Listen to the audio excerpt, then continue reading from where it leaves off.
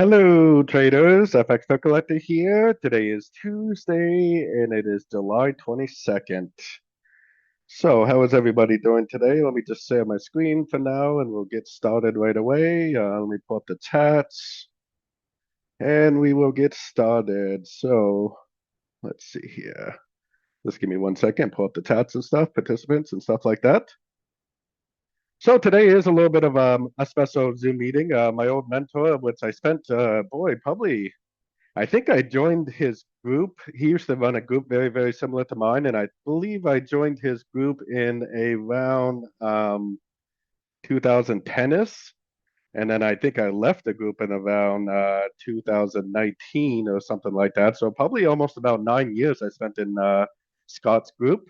So that was definitely pretty exciting, definitely to have him come and talk to us. So, anyways, real quick, just one thing before we get started. We're not really going to cover too much on the charts today, but I definitely wanted to point out this U.S. dollar index because the U.S. dollar index is definitely kind of the roadmap that we use to trade all the dollar pairs, except for maybe gold, obviously. And it definitely looks like this running flat that we've been talking about for about 3 weeks now is definitely playing through. It looks like one, two, three waves up. It definitely looks like a 5-3-5 pattern down with a low and low. So you got a wave A, you got a low and low wave B, and then you have a five-way pattern up for the wave C.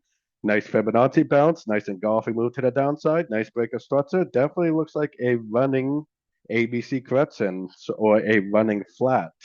If it is a running flat, then it very, very likely is going to make new lows. So I just wanted to mention that real quick because I know most of us are trading the dollar pairs. I'm definitely still targeting around the 100% Fibonacci extension, right around the 61%, but we could possibly push down to the 78% and beyond. So that's definitely pretty exciting. The dollar pairs are moving pretty strong today. I'm not sure if it's because of the power speeds thing that we had going on this afternoon or what it was, but things are definitely moving pretty strong today for sure.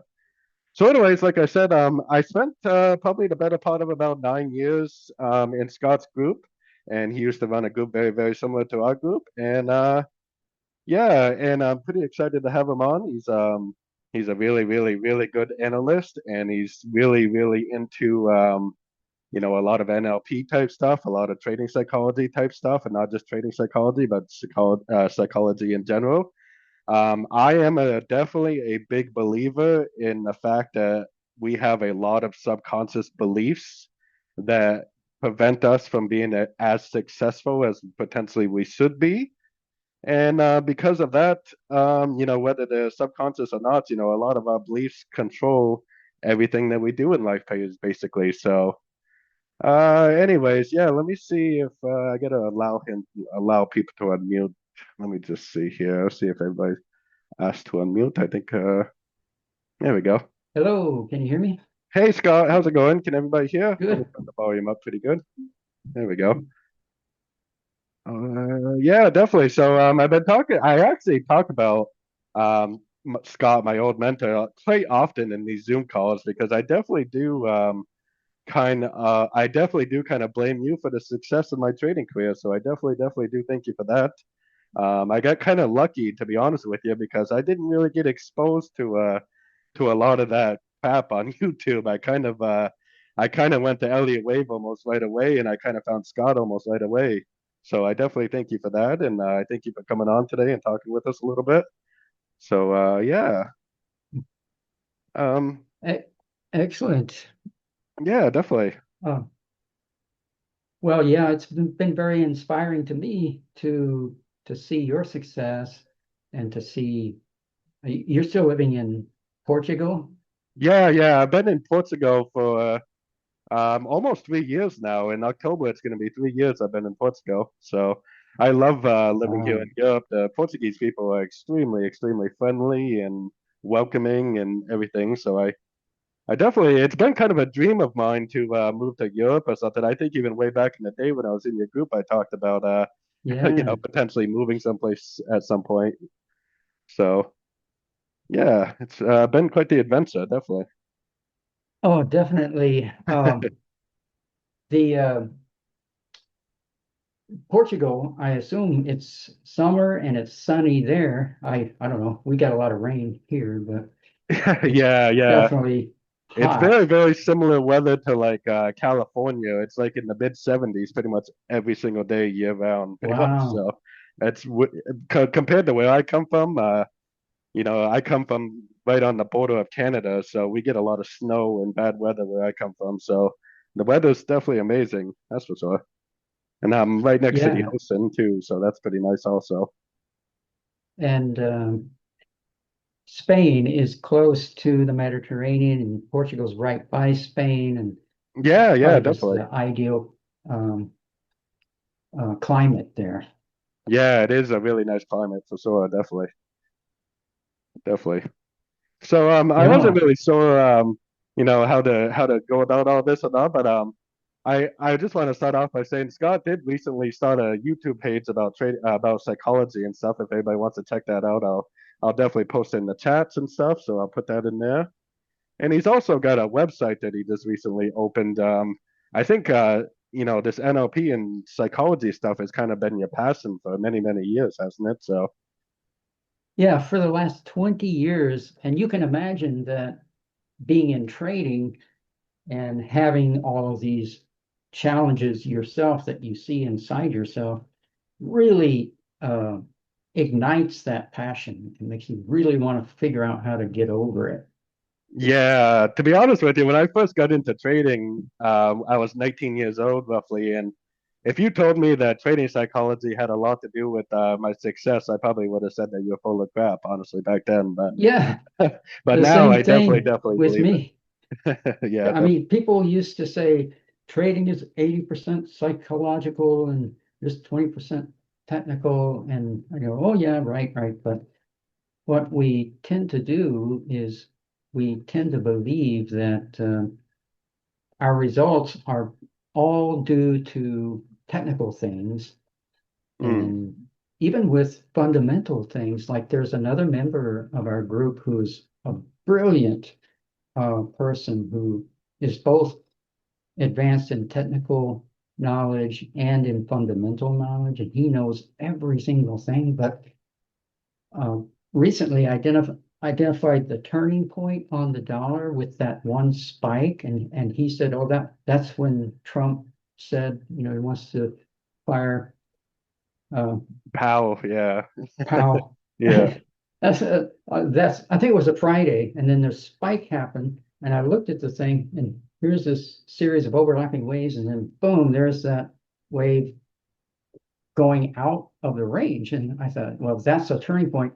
It may come back, and it did. So it was like a ABC that was a B of 4 on mm, some pairs, and then yeah, turned right after that. And yeah, I believe it definitely. has turned. It's turned right there. See that Yeah, right spike there, this spike right going here, yeah. down? And if you had faith, you knew that it had made a turn. It's probably going to keep going.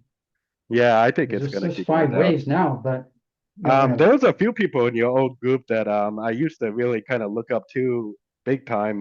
Damien was one of the guys that I thought was yeah, excellent trader from the UK. And there was another guy yeah, named Paul, and he used to do these Asian session live streams once in a while. I don't know if you remember yeah, that, but that was a lot of years ago. And I used to, because I worked so much, I used to be able to attend the live streams that Paul would do in the evenings. And used to ask so many questions. I used to be like, oh, people probably think I'm wicked annoying because I'm asking like a million questions, but it's kind of how you learn, though, honestly. So definitely. That's how you learn. definitely, yeah, definitely. And other people, they might be thinking the questions, but not asking them. If somebody asks the questions and everybody else is learning at the same time. Mm, yeah, for sure.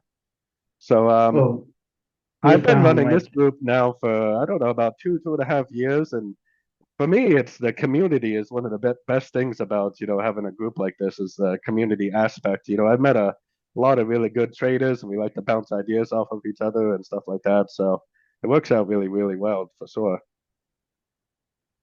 yeah. And if you would like, I can tell people about the journey that we go through and how you can overcome the challenges that we have with our brain and our nervous Yeah, system when definitely. we're That's the type of involved in stuff that I'm trading. fascinated with, honestly, to tell you the truth. I love that type of stuff. So definitely. It's it's been very fascinating to me. That's why I'm so passionate about it. That's why I put so much time into it. And there are things that happened along the way where at one point I got an amazing amount of increase for 12 months consistently. And then all of a sudden things started changing. I thought that the market had changed and it was because of the COVID or it was something different, but I believe that it was something inside myself. And I always try to pinpoint, was that the market or was that me with everything that happens? Yeah, to be Because honest with you, a lot of us have been saying that the markets have been a little bit difficult since Trump took office, but I honestly think that it's no different than it's ever been. It's just I think that the only difference is that sometimes you get these random moves out of no place, when Trump is like tweeting or something, but the yeah, moves are the same as they always have been, honestly. remember when he was president before, uh, Yeah. there was talk about negotiations with trade with China. And then one day the news would say, oh, things are going really well and we got this trade agreement with China. And then the next day it would say, oh, the Chinese have said, we don't want this, and then the market would just go up and down, back and forth. And I thought, that's just chaos. But Hmm. in a way, you have to kind of deal with it because Definitely. it's the emotions that we have inside is our enemy, and it can really cause a lot of stress. Yeah, I think the fluctuations really dig in on psychological issues that we may personally have and beliefs about the market and stuff. Definitely. Definitely. When I look back at the last 20 years, when I first started in Forex and then all of my experience with other people and seeing some people do really well and some people give up after trying for a while, I noticed a lot of things. And I realized that the most important focus for any of us who are trading financial markets is we should be focusing on transforming our unconscious mind.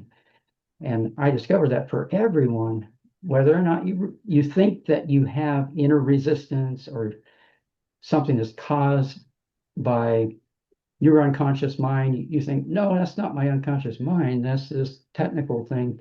You enter when a turning point forms, and there are different opinions about what constitutes a turning point, what an entry is, and it's always down to what method that you're using. People believe that it's caused by, oh, there's something really amazing is that I discovered that, see, I believe that we need to have like 80 to 90% winning trades just to prove that we know how to read the market.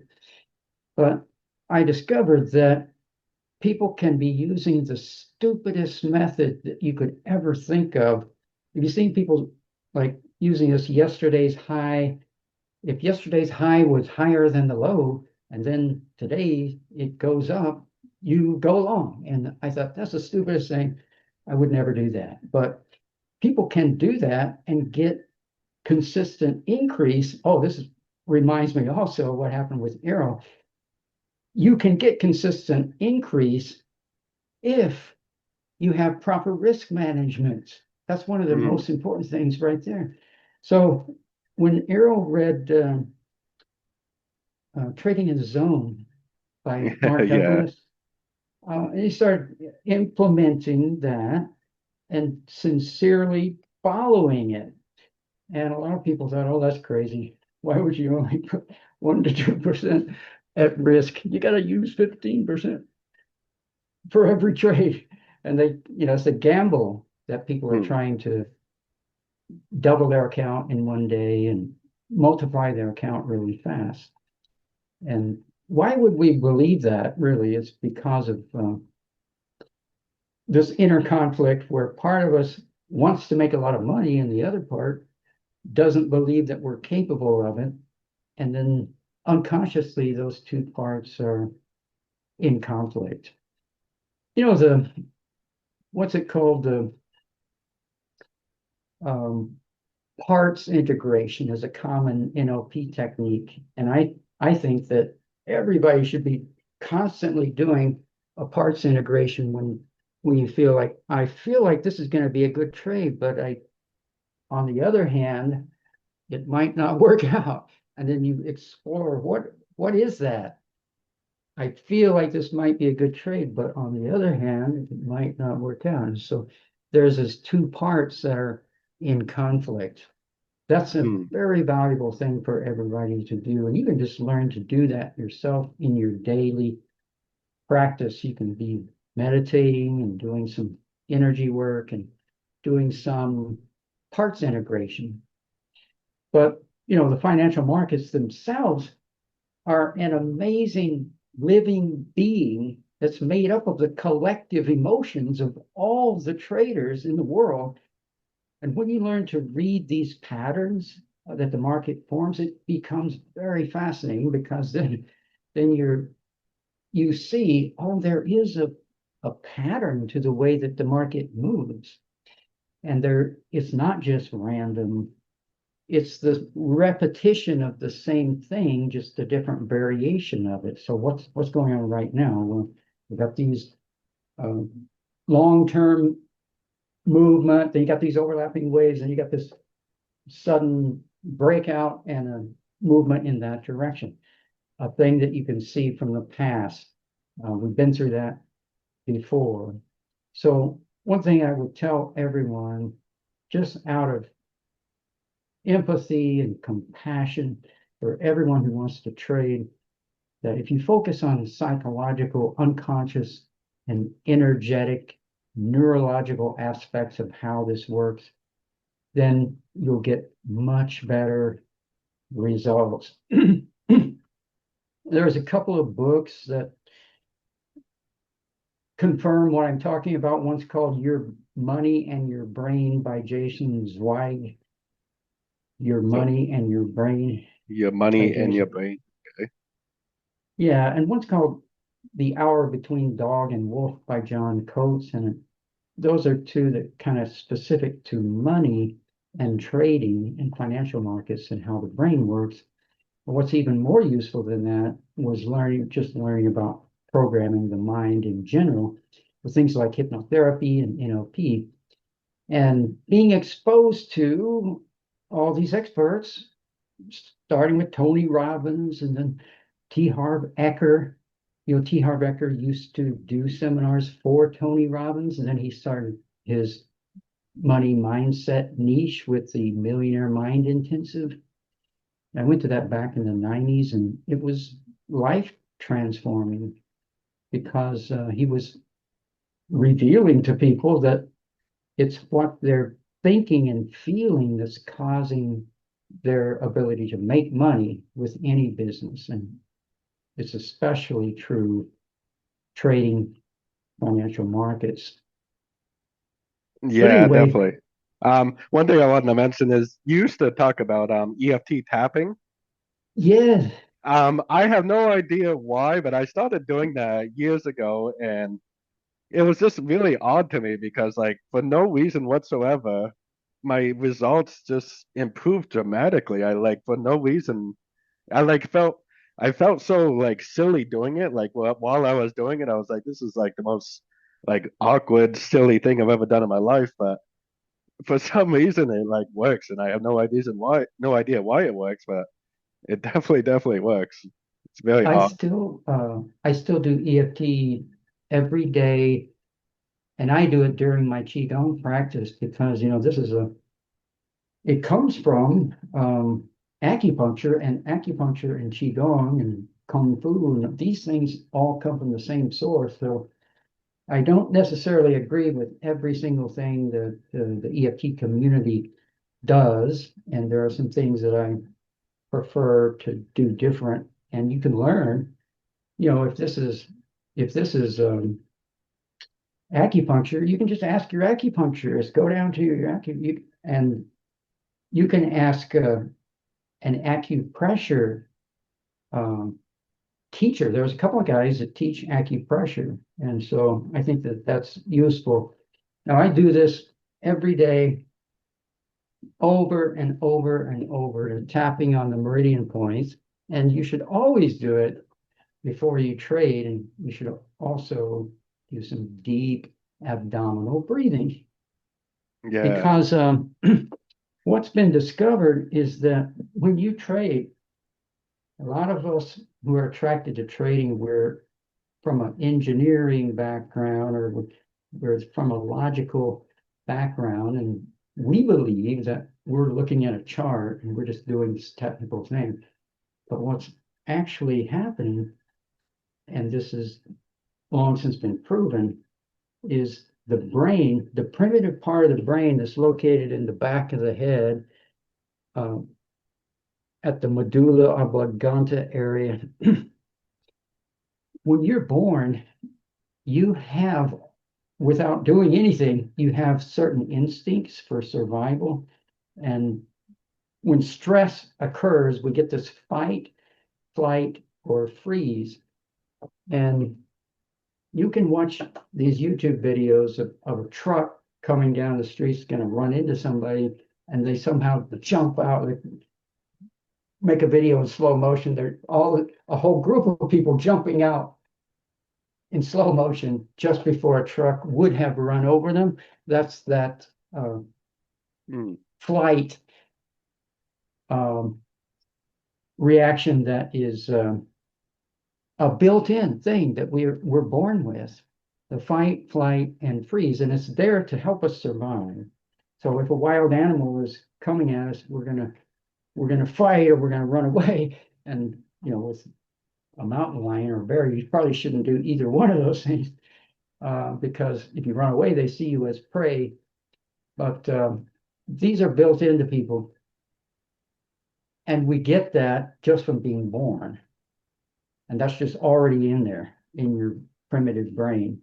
Well, what they found out is that when you open an account and place a trade and you have risk in the trade, that's seen by your brain as a threat to your survival. And yeah, I mean, you can have this kick in when you're paying your bills, when you get a bill in the mail, and like you can be going down to get internet at the internet office, and then they say, "Oh, we don't have cable in your neighborhoods." And I remember I was in the Philippines, and I was like, "Why don't you put some? Why don't you put some cable in my neighborhood? Then you could get all the customers. Why doesn't somebody do something?" I started getting angry, and I realized that's my fight, flight, freeze kicking in for survival. And we can do that all the time. And we can be doing it about anything. And we can also develop a thought pattern that we're just then are just constantly having negative thoughts. And having negative thoughts also can mess up your trading, because you need to have positive thoughts about your life and about yourself and about the results of your trading, and feel like when you're trading, you're doing something that is good. And when you're making money, you're doing something that's good. So what I discovered is that first of all, there's this survival that the stress of the threat to survival that people have when they're trading. That's one of the things that must be worked on through EFT tapping, deep breathing, EFT tapping, more deep breathing, and getting calm.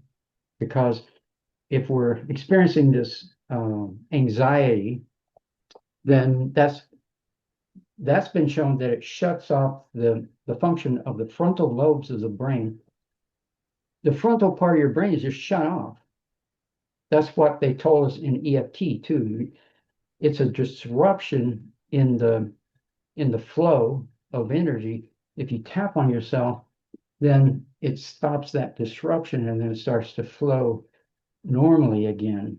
So EFT tapping and deep breathing is almost essential for trading. And what I discovered is there are certain times when there's going to be a real big news or things that in advance, non-farm payroll or something, before non-farm payroll. Okay, non-farm payroll is coming up, 15 to 30 minutes, tapping, breathing, tapping, breathing. Then you go in and you sit down and you see things whole different way. Oh, it looks like, the market's ready to do something. It might go up or down. And I would look at the market and think, anything could happen. I could be wrong about the pattern being a long-term pattern, or I'm looking at it as being a medium-term pattern, and I'm expecting there's going to be this turn. And then when the news comes out, there's a sharp move in the opposite direction. And there've been many times when I could just go, yeah, it's okay. Let it do that. Hold on. And we also notice there's this clockwork thing. 15 minutes after the news comes out is maximum pullback. If you know that, then you won't be freaking out. You just, okay, there it goes. And then after that 15 minutes, from 15 to 30 minutes is the time when a turn might start forming. So then after 30 minutes after the news, I've done this every time. I've seen people come into these news, make their decision after 1 minute, give up and say, the heck with that, they're gone. And then I'm still waiting for it to form. And then after 30 minutes, it starts to form, and then it goes. Then it goes for the next 2 weeks. Once you see, oh, there's a turn, that's fine. But that was based on our anxiety, and people's anxiety are causing them to lose unnecessarily, not just in trading, but in life. It's just causing you to make things up that don't even exist. Have you ever seen people make things up because they just believe that things are bad and things have to be bad? Because it's a thought pattern, and it's kind of sad. So, okay, I discovered there's these three things. One is that threat to survival that we all have when we trade. The second is our beliefs about ourself and our identity. This has been tested by the field of psychology and cognitive behavior therapy and stuff. Thousands of people all over the world. It's been tested that people have a core belief, and it comes down to something really stupid. When you're a kid, you believe, I'm not good enough. I'm not worthy. I shouldn't have a bunch of money. We're trying to trade, and we might, as an adult, we might consciously believe, oh, I believe that, that's stupid. But you can test it with certain muscle testing and stuff. You can see for yourself, oh, I do have that belief, and it seems ridiculous and stupid. I'm not good enough, and that's what's keeping me from trading, is because I got this belief, and I have it unconsciously. And when you have it unconsciously, that means you're not really aware of it. So it's really important that you become aware of it, and you learn to elicit your core beliefs, and you learn to discover that, yes. And then the third thing is beliefs about money, because that's different. It's not your belief about yourself, it's your belief about money, as whether it's good or bad. And almost every one of us have, during the first 6 years of your life, you've heard this stuff that all is implying that money is bad and rich people are bad. It's just constantly implying that. So if you're trying to make money, then unconsciously you believe it's bad to make money, then that stops you from doing it. So the same techniques can help you to reprogram your mind about what you believe about yourself and what you believe about money. Money is, if you ask me, I said, oh, money is great. I want to make as much as I can. It's wonderful. I love money. But if I test myself, I might still have some unconscious belief that is in conflict with that. You ever notice that? You guys ever notice you have some beliefs that might be in conflict with what you're trying to do? I know, I definitely do for sure. Definitely, 100%. Um, I think most of us, we kind of grew up, we kind of came up in probably most of us at least came up in a family with, not a whole lot of money and stuff. And I don't know if I really ever had the belief that money was evil, but I always had the belief that money is very hard to come by is probably more Yeah. one of my main beliefs. And Definitely. we kind of believe it's immoral if you can easily get a lot of money without any effort. And that messes up trading too, because we believe you got to work real hard with your trading in order to get the money. And many times you just go, boom, step back. Okay, I entered a trade. Everything's fine. There's no problem. I think I'll check back next week, see how it's doing. Yeah, definitely. One of the problems I noticed that I still struggle with, and I'm sure a lot of people do, is, like this US dollar is kind of a good example. We went sort up here, near the top of this move, and we kind of assumed that it was going to go down and take out the low because it was the end of a correction. But more times than not, I do not hold out for the whole move. More times than not, I'll end up closing way too early because I believe the market could take the money away from me, stuff like that. So it's kind of Is one of that those. the US? Yes, Yeah, US this is the US dollar. dollar. Yep. So Yeah. holding on to winning trades has always been probably my biggest issue as a trader, definitely. Yeah. Oh, one thing that's I still find very useful from a Elliott Wave standpoint is comparing the patterns. Like you compare the pound US dollar, that's different. Mm, And I don't just accept that this is right, but it is different. So then you say, okay, that's a whole different thing. Then you look at the euro US dollar, then you look at the US dollar, and you look at the DXY. And if you look at the bond yields, I don't know if you have been yeah, the looking 10 at years. Yeah, I have that um, one here. 10 Yeah, the years 10 and year. 30 Yep. years. Yep. If you look at those every day, and you also look at all views of the long time frame, and you just keep looking at those, you get some insights that you wouldn't have. And I still think that the US dollar, um, what's it called? The FXCM US dollar Hmm. unweighted. Yeah, that's I one. still That's think just that's um, the most accurate, me too, but definitely.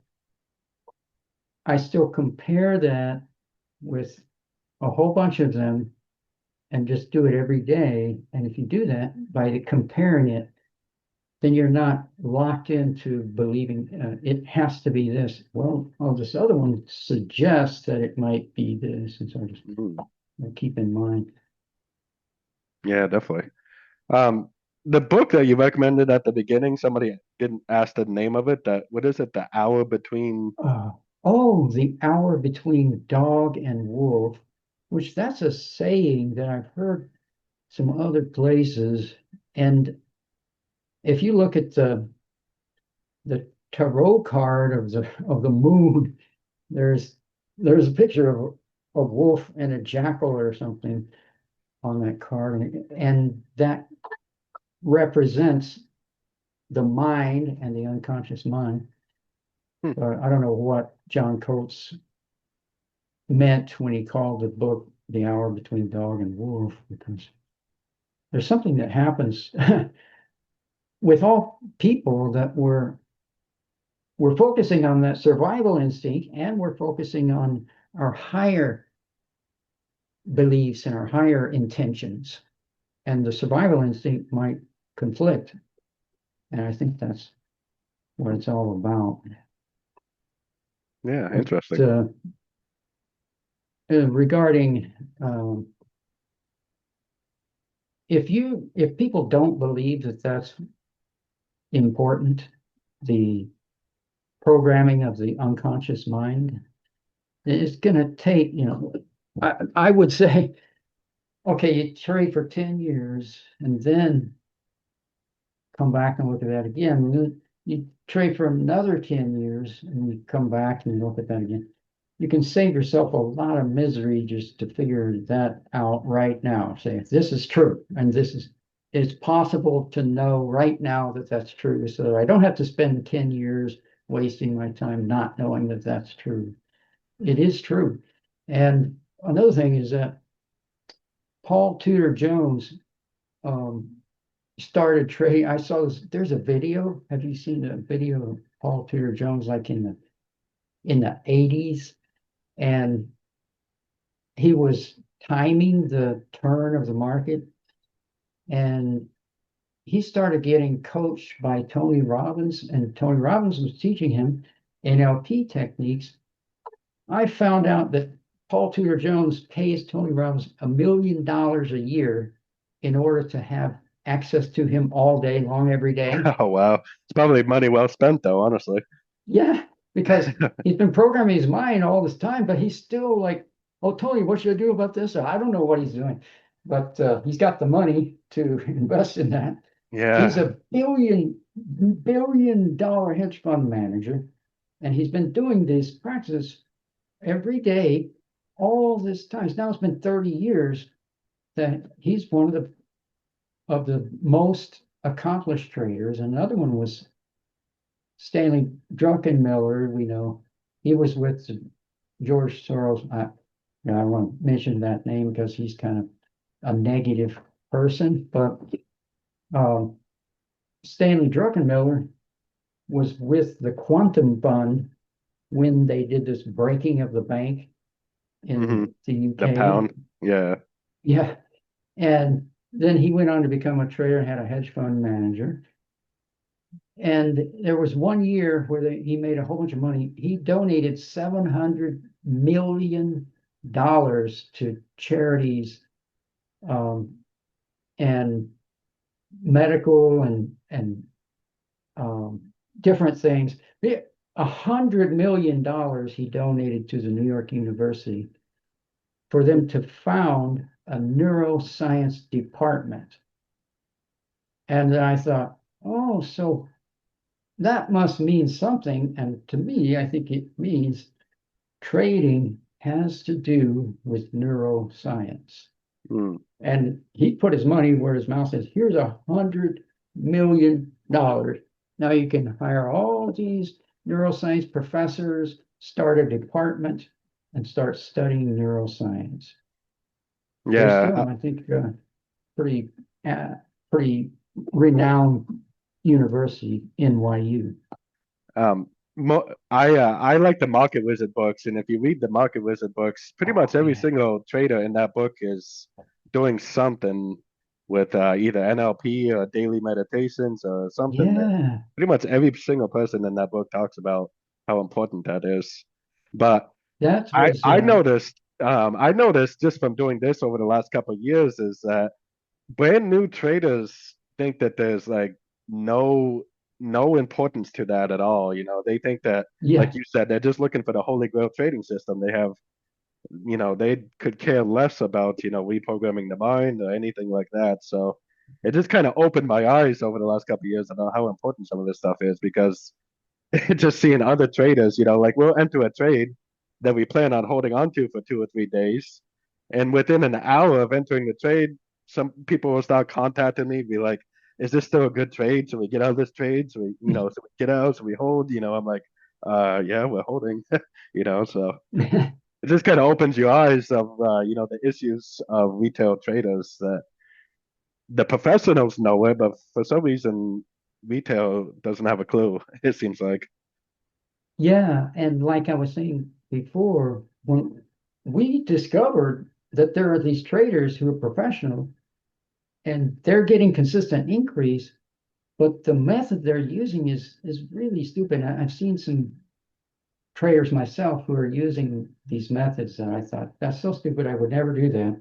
But they can get consistent increase, and the people who think that they really know the market, they're going to win some, then they're going to wipe their account out and win some, and they think that they're doing, we're doing something even more stupid if we do that, and which is um, moving your stop loss just prove that you're right and fighting the market, waiting for it to come back. Oh, it's going to come back. I know it's going to. We're always doing that rather than just setting your position size, your stop loss. If it doesn't work out, you just do another one because we believe that you need to be right. And this is another thing that was programmed into people. We're taught you get a test and you don't want any answers on the test to be wrong. So you want to get 100%. And if you get 100%, you get an A, you take it home to your mom and dad and say, look, I got 100%. But you don't see kids like, well, I got 50% right and I made $50,000. They don't teach people that, you can get 50% of your trades win, but if your win to loss ratio is appropriate, you'll get increase. You don't have to have 100% wins. And it kind of goes against what we've been taught and what we've learned at the core level. Yeah, definitely. But I could, I realize it would take too long, but sometimes I could show people the methods that I use to program myself. And one of them is self-hypnosis. And so self-hypnosis means you're doing it yourself. It's just like meditation. And so you program things into your mind every day. So just in general, the concept of affirmations. If you read the book, Think and Grow Rich, okay, there are many people who would acclaim that their whole business has changed because they're doing this method that Napoleon Hill recommended in there. And in that book, he calls it the Carnegie Secret. And when I was studying hypnosis, I realized that Dale Carnegie learned that from Emile Coué in France. And Emile Coué has these books and stuff. He was kind of the father of personal development, and he recommended affirmations. And then you'll hear people say, oh, affirmations don't work. And if you hear somebody say that, they probably haven't actually done it. But self-talk and affirmations, there, I believe, some things that are left out because he says, you write down by January of this year, I've been making consistent 12% increase per month, and my account is this much. You get specific about this is now happening. But there are other things that can be included, like when the subconscious mind speaks in a different language, not just English, it speaks in the language of symbols, of archetypes, of myth. And so ideally, you want to take your subconscious mind on a journey where you experience that you're the hero and you're overcoming your enemy and applying that to business and money. So there are some things you can do besides just take some words and say, by this date, I'm going to make this much money. But visualizing it as well is very important. So you visualize it and you also feel inside, what would it feel like when that happens? Because then you start to do what's known as manifest, because I believe that's what causes it to happen. You visualize it, you say it, and you feel it. And if you do that every day, you can do it yourself without anyone guiding you or anything, but just keep track. This is my intention. This is what I want. First, a lot of people don't even get specific about what they want. They're just like, oh yeah, I want to get some good trade. I want to make some money or something. But you got to get specific, and then you got to get specific about why you want that, what's it going to do for you, and how you're going to enjoy it. And try to start experiencing, oh, this is going to be so nice. I'm going to be living in Portugal. The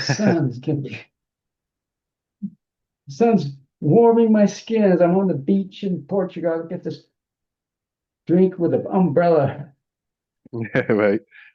Yeah, definitely.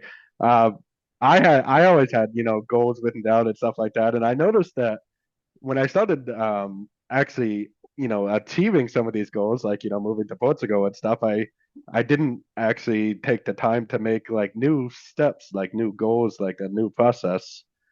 So I feel like once I started to achieve some things, I almost had to kind of, almost like make a new vision board type thing and kind of start over with that type of stuff because you you got to keep moving forward. I guess is kind of what I was gonna say about that. With Yeah, the because well, that's I didn't, perfectly my fine. goals were never like huge goals. My goals were like, I want to, make enough income to support myself. I want to move to Europe and stuff like that. But I didn't have these like huge goals where I'm like, oh, I want to make, $10 million over or whatever. So, continuing to improve and, make new goals and stuff like that, I think is pretty important, definitely. I recently read a book by, over the holidays, I read a book by Van Thorp, Dr. Van Thorp. Oh yeah, yeah. It's called Super Traders, and you were talking about muscle testing, and he talks about that a lot in that book. And it's a really, really good book. It's actually one of my favorite books right behind Trading in the Zone now, honestly, because he talks about the importance of like making a business plan and goals, and you have to have something to shoot for. And one of my favorite quotes from Napoleon Hill too is, "What your conscience believes is what you achieve." So, like you were saying, if you teach your conscience to believe that you're gonna have these things, then most likely you will achieve the things that you want. I think. Yeah, and Van Tharp, I've known about him for a long time. I haven't actually taken any of his training, but I can see he's one of the few people who's a trainer in NLP, and he does all the NLP stuff, and he focuses on trading. So that's exactly what people need is to use programming the unconscious mind for trading. I think in trading we have a much more difficult challenge than most other businesses. It's got the same challenges, even no matter what kind of business you would start. But in trading, it's like really enhanced. Oh yeah, definitely.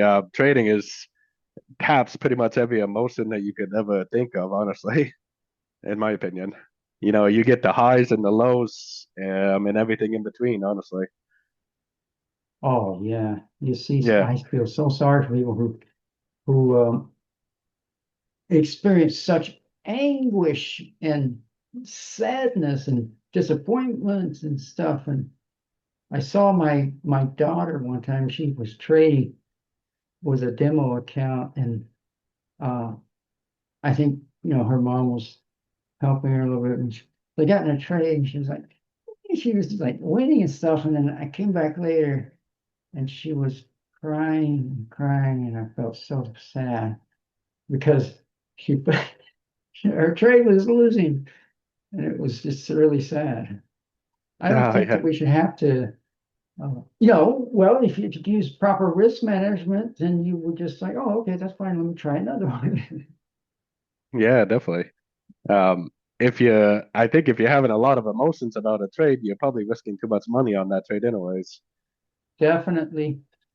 And we have seen people, you probably knew some of the people who they would come in every week and they would open an account for $100 or $200, and their intention was to just start multiplying it. And everybody would say, "Well, I'll use risk management after I get $100,000, but for now, I'm just gonna multiply my account."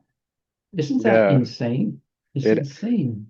To be honest with you, I started off with a $1,200 account, and I ran it down to like $400 or $500 before I started to kind of get my risk management together. But I have never actually blown a trading account ever, except for maybe a prop firm account. But I've never actually blown a trading account. I'm still trading the same $1,200 account that I started with in 2010. So it's kind of like I said, Wow. I kind of blame you and your group and your teachings for all that type of stuff. Definitely. So that Are was you awesome. still trading with a U.S. broker? No, I switched to. I'm still trading with Oanda, but I'm trading with the European version now. Because in the US you can't trade gold or indices or anything like that. So, but to be honest with you, gold has never really been my thing because traded on a US broker for all those years. Gold was not available to US clients, at least not on a margin account. So gold was never really my thing, and now everybody absolutely loves gold. I feel like, but I'm not really a big fan of gold. I feel like it doesn't have a lot of correlation, and correlation is a big part of what you used to teach, correlated Oh, pairs. there's So one uh, additional super important insight, and that is it. If you have trading view, you get gold against all the other currencies. And if you yeah, look at gold against the euro, the pound, the Aussie, the the Swiss, and you look at them all on every time frame, just compare it. It's mm, the against the US dollar is the one that is the least accurate. yeah, definitely. I The pattern yeah, I is often not tell as people that accurate. because almost everything I talk about is stuff that you used to talk about. To be honest with you, I actually have the all these listed on TradingView right here, all the different gold pairs. And if I was a big gold trader, I would definitely, like you always say, use all these gold as correlated pairs. But Yeah, it really helps if you take your time and look at all those. Like, look so at that one. That's got a higher high and waves that are going up. That's against the yen. yeah, Yeah, it's a little different. probably because of the yen. But um, one of my stories is, like I said, I started with that $1,200 account, and over the course of 8 or 9 years, I ran that account up to almost $100,000 in personal trading money. But when I got to $100,000, I hit major roadblock, and we actually have a lady in our group, Rocky, and she's in the group right now. She was just commenting in the chats, and I worked with her for a little bit last year. She's also an NLP practitioner. She's from London. And when I hit $100,000, it just became, I hit a wicked roadblock with my trading because I think a lot of it was Oh because yeah. the numbers became so large to me, like I used to think about it like, in a normal week working on a job, maybe in a week I would gross maybe $2,000 a week or something like that. Well, now all of a sudden I'm risking $1,000 per trade. If I lose two trades in a row, I just lost a week's worth of income. So I had a Oh, major roadblock last year because of that, and I ended up reducing my trading account a lot, and that helped a lot. I could actually make more money with a $40,000 trading account than I was able to make with a $100,000 trading account. So it doesn't really make sense. I mean, but it's kind of true in my case. I was able to oh make yeah. more money with a It's $40,000 difficult. account than I was with a $100,000 account. So it's kind of I remember one time, I think it was PJ, one of the early traders in our group, and he took a $20,000 live account and he got it up to $100,000 in 6 months. He just kept on, and he wasn't risking too much, and he wasn't wow. trading short term. He kept on um, increasing the account, and he said now when he entered a trade, the fluctuation of the price, if you looked inside the platform, the fluctuation in terms of dollars was like a huge amount. And he was like, and he called his wife and there's look at that. And the market was just doing its normal fluctuation, but the dollars was going woo, woo, huge amounts of dollars. I So know that's what I think. Don't look at those it's numbers. so hard not to look at it, and it causes so many issues once you do look at it. I don't. I try to only look at my P&L once a week on Friday. I try not to look at it at all during the week, but I had the exact same issue. You can just normal fluctuations. You can be up 1,500, down 800, up 2,000, down 500, and you're like, oh my God, it just causes an emotional roller coaster, and it's just such a stressful thing.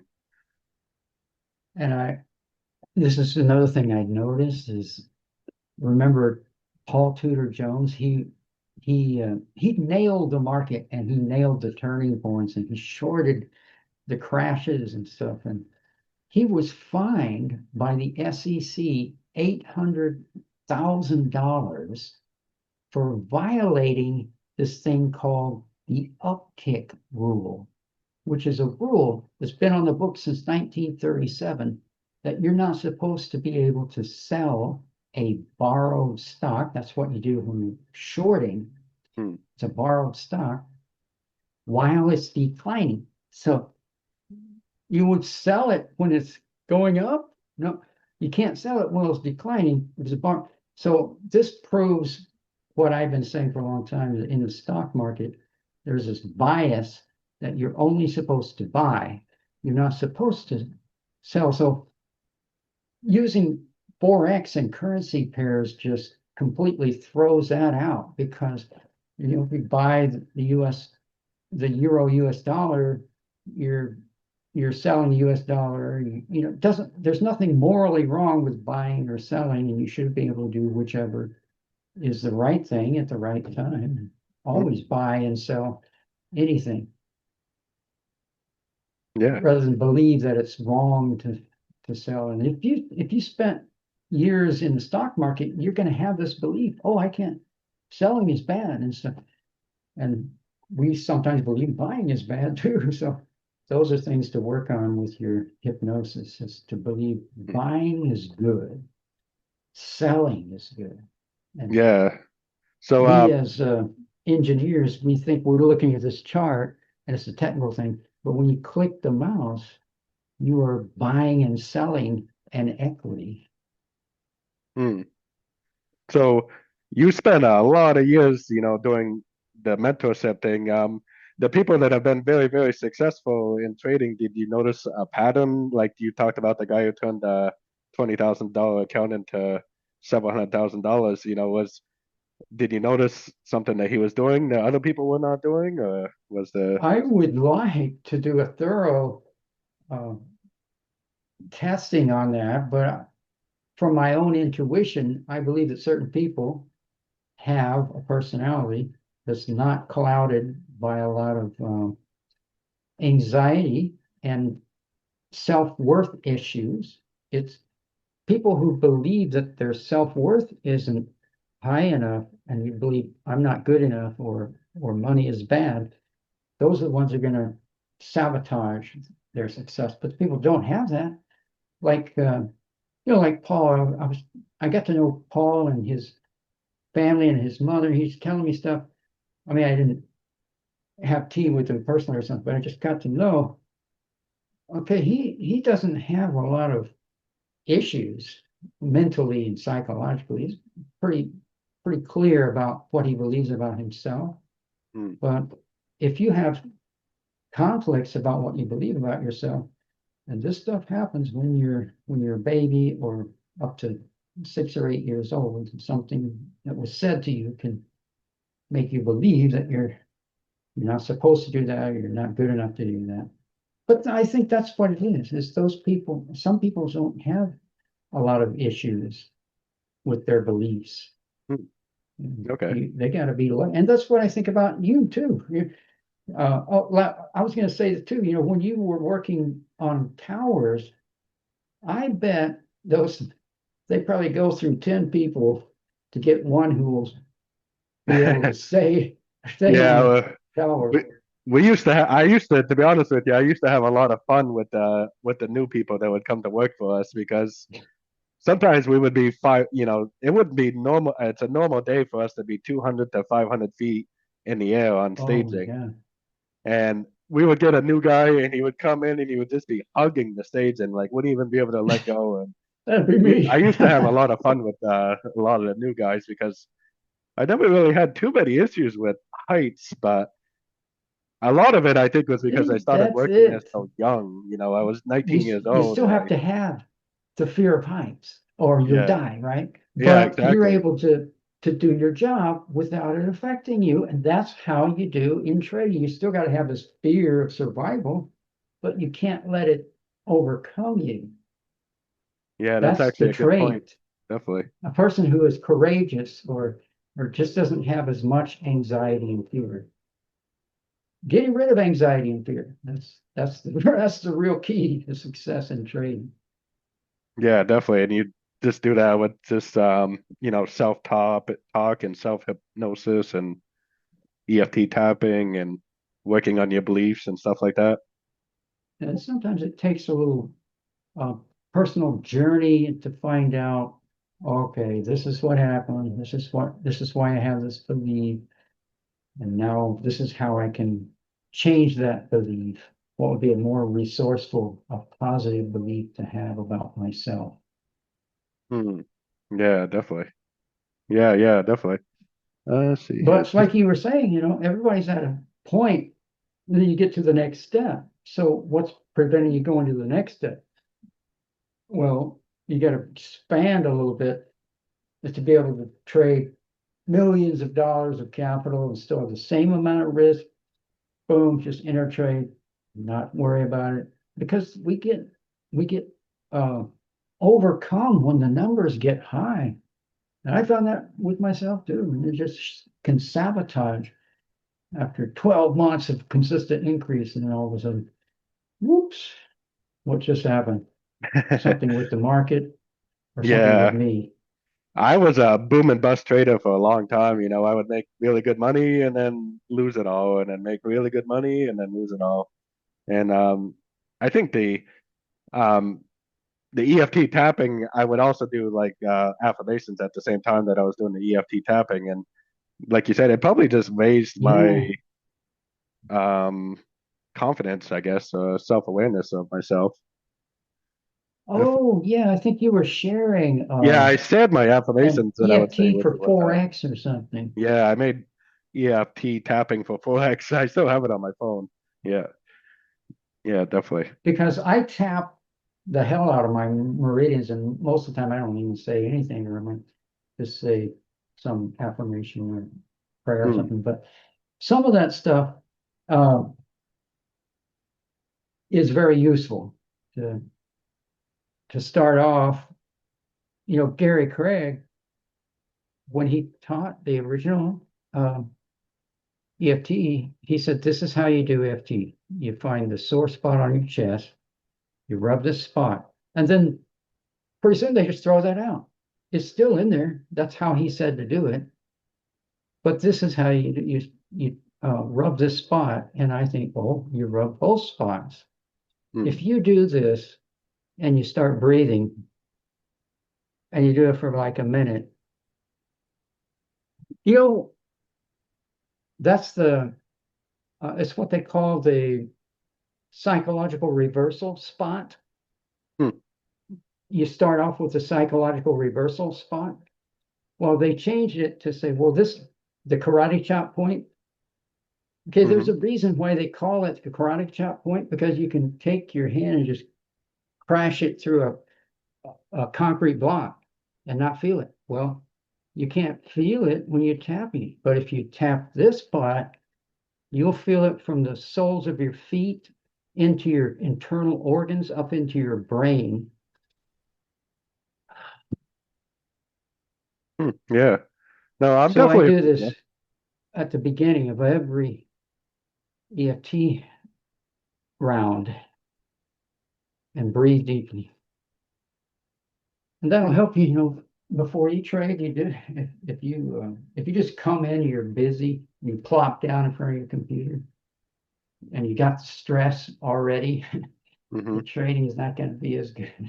Yeah, You definitely, definitely, you got to calm down a little bit. for sure, definitely. Wow, that's awesome. Yeah.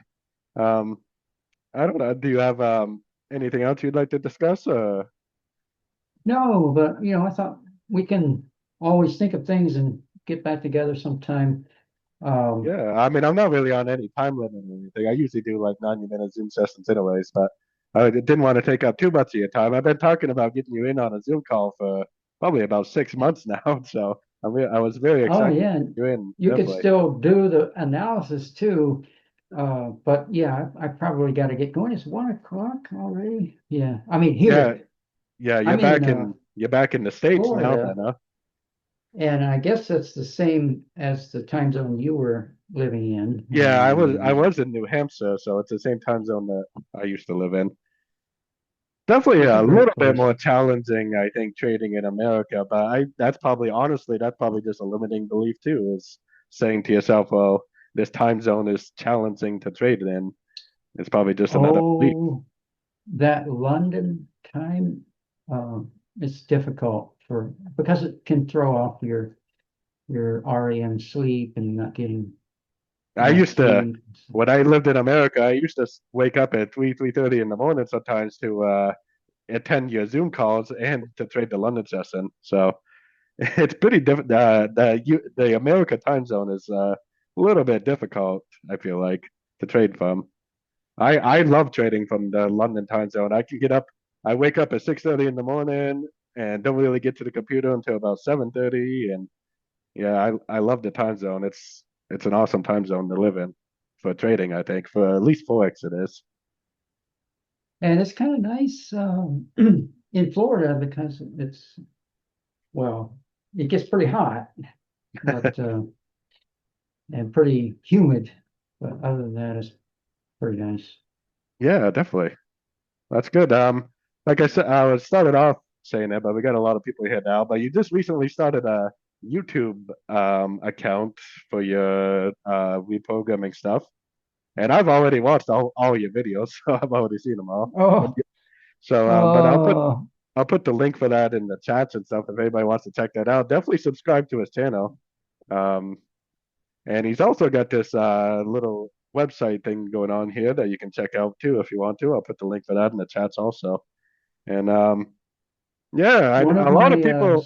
specialties, uh, because it applies to me, is if somebody needs some help with their unconscious mind, that's one of my specialties in hypnotherapy and NLP. Yeah, yeah, definitely. I mean, to be honest with you, I still think I have some issues with the.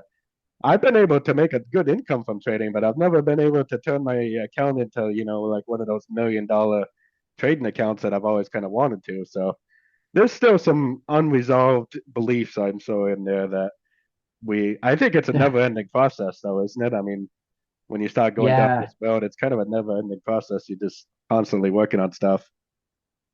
I can just imagine that, you get an account with $100 million and you're still risking 1 to 2%, Oh God, boom, over and over again. that's crazy. Yeah. My plan, to be honest with you, my plan has always been if I could make like 10 to $20 million, I would just buy 10 or $20 million worth of T-bills, and you can literally make about $50,000 a month just on the 3% interest on your T-bills. So that's kind of my retirement Now plan. you got the right idea. I believe that trading is a capital generation activity, and then investing, you can buy either a business or an investment that just gives Mm, you a return. definitely. And that's the thing that needs to be explored even more. Passive income investment you can do Yeah. after you take some of your money out and use it for something. I currently have two rental properties in America, and I have no mortgage on either of them because of trading. So, Wow. Oh, but yeah, that's right. That's fantastic. but to be honest with you, one of those properties I did inherit from my mother who passed away. But I I put thought you sold one of those in order to get capital to trade. no, no, no. I've never sold any of my real estate. I still own two properties. So, but the passive income really takes a lot of stress off your trading when you have, some passive income coming in because I know that I could, not make any money this month and I could still survive if I had to. It's not like I have to make money every single month. I would like to make it money every single month, but if I don't, it's not going to be the end of the world. And I think that possibly is an issue. I mean, I remember being in one of your Zoom calls years ago, and there was this lady in there. I don't know if you remember her, but she was literally crying because she lost her job and she joined your group. And she said that if I don't stop making money from trading, like right now, I'm gonna lose everything. And I Oh, that's very sad.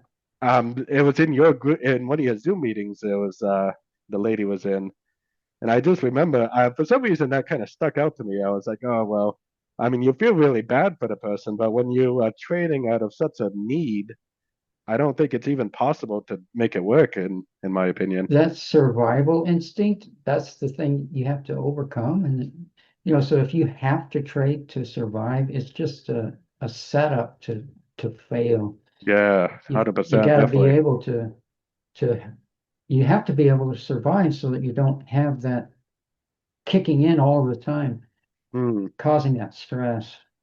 Yeah, definitely. Definitely, definitely. Well, that's awesome.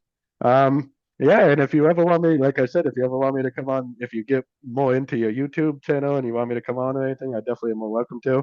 To be honest with Oh, you, that'd be great. just recently I watched the interview that I did about 8 years ago with you, and I was like, oh my God, I couldn't even, I was kind of embarrassed by it. I was like, oh my God, I was so young back then during that I interview. forgot what it says also. I got to watch it again. Yeah, it's kind of embarrassing to be honest with you. I was like, oh my God, I was so young and kind of dumb back then, but that's all right though. It was pretty Well, cool, it definitely. all paid off.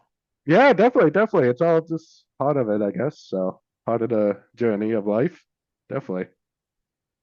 Well, yeah, definitely. Yeah. I really appreciate you coming on. Like I said, I talk about you almost on every single Zoom call I do because a lot of the things I say are things that you used to say to us. So, you know, so Oh, definitely. yeah. You, I've noticed. I guarantee you've changed a lot of people's lives over the 20 some odd years or so that you did your mentorship. I mean, you must. Yeah, I was thinking someday I'm going to have this Mr. Holland's Opus. There's going to be hundreds of thousands of people. I decided to heck with it. I always wanted to do, and actually that Dice Rocky girl was talking about that last year. I always wanted to do like a retreat or something where like a bunch of traders all get together and not Yeah, talk about trading, but get like an Airbnb in Spain or something, and not really for trading, yeah. just kind of get together and swap war stories and stuff like that. I always thought that would be pretty cool. Some Definitely. people want us to have that in Miami, Yeah, definitely. but Miami or something would work. I go back to America a lot anyways because I have family there still. But yeah, definitely. That'd be pretty cool, definitely, to do something like that someday. And we'll do it. and like I said, some of the people that you used to have in your group are really good too, like Damien and Paul and some of those people for, teaching kind of the newer guys that were in the group at the time. So community is Yeah, important, I think. I'll give you a call sometime. We'll catch up on some of the things that have happened uh, with some of those Yeah. people, and also regarding your real estate and your use of equity. And there's some things that I learned in the real estate investment business that Oh, I you might be used to able be in real to estate, help didn't you. you, years ago? Yeah, and Yeah. my interest was in real estate investing without using money, and Hmm. so I somehow met a guy who was in this infomercial, and because I was in his house and I met him, I I realized, well, I guess that's true. And then I started looking into it and learning and learning and learning. And then I learned all the stuff about buying real estate without using your money. And No, nice, nice, but nice. um, anyway, yeah, we'll catch up on some other stuff. And it's been great, and I'm very inspired myself. I'm very inspired to see how well you're doing. Makes Yeah, me definitely. feel Thank you. I appreciate satisfied. that for sure. Thank you. All right, well, enjoy the rest of your day, and if you ever need anything, definitely contact me on this Telegram or whatever. I have a Oh, will. Discord channel too. I could send you the link for that. That's probably one of the easiest ways to get a hold of me. But yeah, A what link? Discord. I don't know if you have Oh, this. yeah, yeah. That's I where my think I have community is located. Discord installed on my phone. Yeah, this is the I'm not a Discord big community I user. have. Yeah. So yeah, definitely. Thank you for coming on, and I really appreciate it. I know a lot of people, especially the newer people, when they hear stuff about psychology and they just kind of blank out, but it is extremely, extremely important stuff. 100%. Yeah, hopefully you got a little taste of what's needed to really make it long term. Yeah, definitely. Yeah, definitely. Oh, yeah, people in the chats are saying thank you. So yeah, definitely. Thank you. Oh, Appreciate thank you.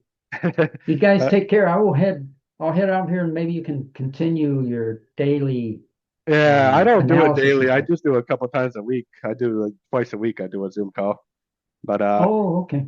it's 6:30 at almost 6:30 at night here, so I'm gonna head out pretty in a minute too. But yeah, that Oh, was yeah. pretty awesome. Definitely. Thanks a lot. All right. You take care. We'll talk to you soon. See you later. Bye. Okay. Bye. All right, so that was pretty cool. Thanks for Scott for that. Definitely check out his YouTube channel if you haven't. He's only got a couple videos on there, but he's said he was going to start making some more videos about psychology and stuff. We also have another person in the group. Like I said, what's last year I worked with her for geez, almost a year. We worked together on a lot of stuff, and she helped me a lot. Rocky, her name is Dicer Girl on Discord. And she also deals with NLP stuff too. So if anybody is ever looking for some help, we definitely know a few people that can do that type of stuff. She helped me a lot last year get over some roadblocks that I have. And if she ever wants to come on and talk or anything, then she's more than welcome to. And she's in the group right now. I don't know if she probably doesn't have a mic or anything, but yeah, if anybody ever wants to reach out to her, definitely do so. She's awesome. She's from London. Most of the people in the group, oh, you had an idea. Most of the people in this group are actually from the UK and sorry, I made it so everybody had to be muted. There we go. Hey, Oh, how are you? hey, Rocky, how's it going? I haven't talked to you in quite a while. I know, but I am here. I'm in the background quietly. Yeah, you're Um, busy. I always say how busy you are. You know, one day you'll be in Dubai and the next day you'll be who knows where. So I'm always traveling firmly and in. stuff. That was just amazing, Yeah, especially. Scott is awesome. I spent, geez, about 8 or 9 years in his group, and he has always been really big into the psychology issues that people have with trading. So I've been trying to get him to come on for a long time. So I was happy to get him to come on finally. He's pretty busy. He's pretty much retired now um, from trading. I think he trades gold once in a while. His gold is like his favorite pair, but I don't really think he does a whole lot of trading anymore. He gets into a trade and holds on to it for like 2 or 3 weeks at a time. He's not really an active trader, but What I was wondering, what I could do for the group is I turned on my camera. I don't know if it worked or not, or if it's too oh, there we close or. go. There you are. Jeez. I don't know why it's showing like that. There she is. Hey, Rocky. I can see you now. There you go. Let me move this back a bit. Um, we could just do one session one day, one at a time, which is convenient for everyone.